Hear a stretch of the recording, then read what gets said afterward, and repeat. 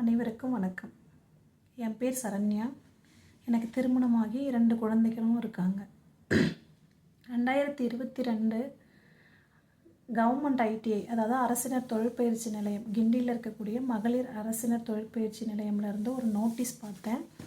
அதில் இந்த மாதிரி ஐடிஐ படிக்கிறவங்களுக்கு பெண்களுக்கு வயது வரம்பு உச்சநிலை இல்லைன்னு சொல்லி போட்டிருந்தாங்க. அதனால் நான் ஐடிஐயில் போய் அட்மிஷன் போட்டேன்.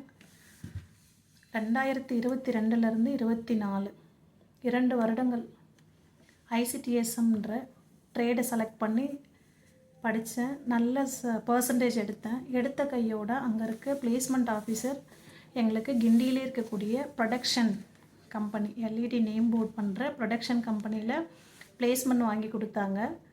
அங்கே ஒரு வருஷம் நான் ஒர்க் பண்ணிகிட்டே இருந்தேன். அதாவது ப்ரொடக்ஷன் இன்சார்ஜாக ஒர்க் பண்ணேன்.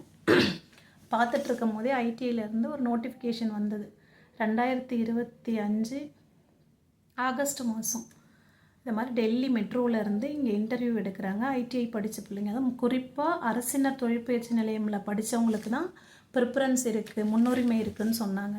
அதனால் போய் நான் அந்த இன்டர்வியூவில் பார்ட்டிசிபேட் பண்ணேன். இன்டர்வியூவில் நல்லா அப்ரோச் பண்ணேன். ஸோ என்னை தவிர்க்கவே, அதாவது என்னோடய வயது, திருமணமான அப்படின்ற எந்த காரணங்களாலும் என்னை தவிர்க்கவே முடியாத சூழ்நிலையில் டெல்லி மெட்ரோவில் நான் செலக்ட் ஆனேன். அதுக்கப்புறம் இங்கே மெடிக்கல் டெஸ்ட் முடித்தேன். செப்டம்பர் 17 டெல்லிக்கு போனேன். 2.5 மாதம் ட்ரைனிங் அவங்களே கொடுத்தாங்க டெல்லியில்.